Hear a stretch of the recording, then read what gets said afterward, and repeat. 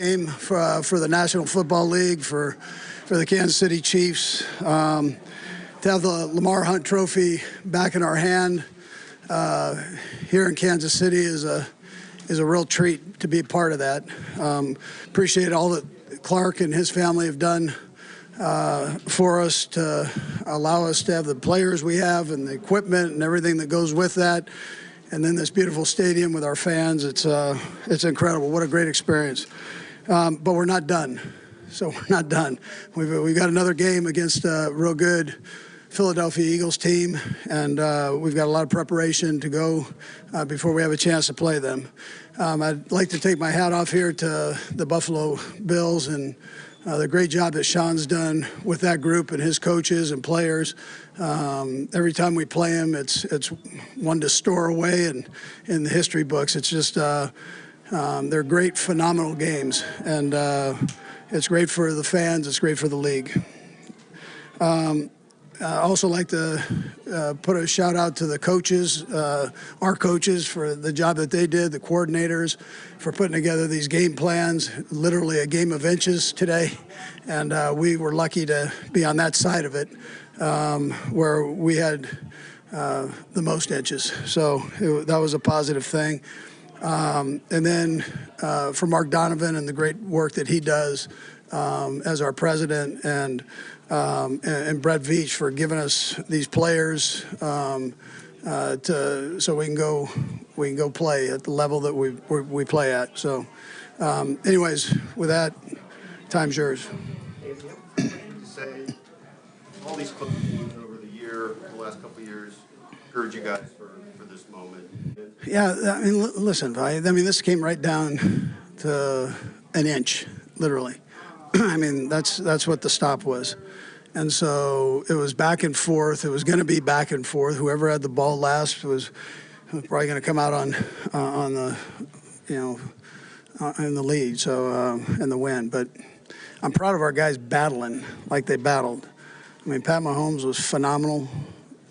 Travis Kelce, their leadership, Chris Jones. I can just go through all these guys. I mean, they didn't waver at all, and that's how they've been. I mean, that from training camp. I mean, they've got this personality where they know how to bear down. They know when to have fun, but they also know when to bear down.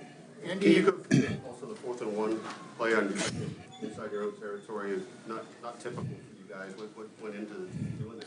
I just want to give you something to write about, Vi. Now, listen, again, that's a trust thing. You have to have trust in your guys.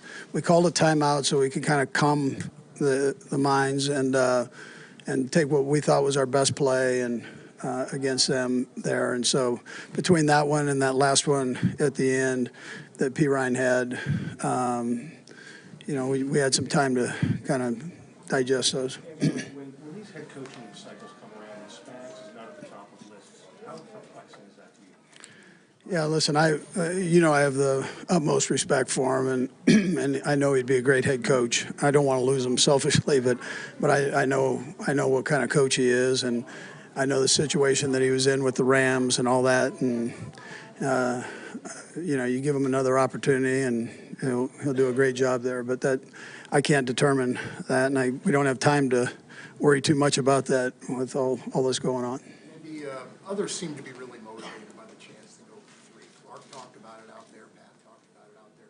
Now that you're in the moment and you're not immediately preparing for another game, is it at all motivating to you as well? I think motivation's the wrong word, or I'm gonna just change that for you. So I would tell you we're motivated like crazy to win the game. I mean, that's what you're motivated to do. You get caught up in that other stuff, all the hype that goes with it, and then you forget about 3rd and 1 and detailing that, either side of the ball. So you've got to keep everything in perspective. And really, when it comes down to it, all the confetti, all that's great. I mean, it's great. Nothing like doing it with your home fans. But it's going to come down to a football game. And the team that prepares and makes the least amount of mistakes will come out, the victor. So you make sure that you keep your head right and bear down and, do the right things. You mentioned that 4-1 play. What does it say about Nick to be able to make that has he met these past few years? Yeah, Bolton. Yeah, he's unbelievable. He's a great kid, great player. You know, pride of Missouri, MU baby. Yeah, so he's been fun to to be around and coach. Andy, nine teams have gone back to back.